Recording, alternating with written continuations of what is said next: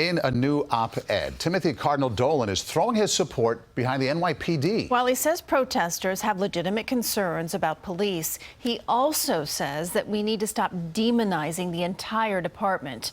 CBS 2's Andrea Grymes reports. As protests continue to rage across the city, the Archbishop of New York is coming to the defense of the New York Police Department. Timothy Cardinal Dolan says enough with the verbal and physical attacks on officers. There's a big difference between healthy, logical, rational criticism, which they need. There's a big difference between that and attack and taunting and insulting. The Cardinal wrote about this in his new op-ed in the New York Post with the headline, "For God's sake, stop demonizing the NYPD." Our police officers have one of the most demanding, perilous, stressful duties around, he wrote.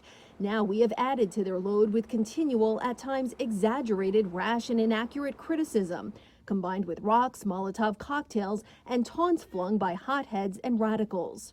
Dolan described the police murder of George Floyd in Minneapolis as a vicious killing, which reminded us in a nauseating way that for some cops, Black lives do not matter.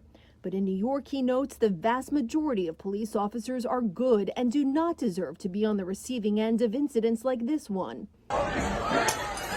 Dolan says he was particularly disturbed by this video from last weekend in Harlem. People threw bottles and garbage at police cars responding to potential gunshots. The Cardinal says he does support peaceful protest and has listened to African Americans who told him, "We want a strong police force, but we want to make sure that any type of corruption, any type of overreaction is eradicated." I'd agree with them on that. Dolan believes the NYPD has made positive changes in recent years, but more will only come through constructive conversation, not angry attacks. Andrea Grymes, CBS 2 News.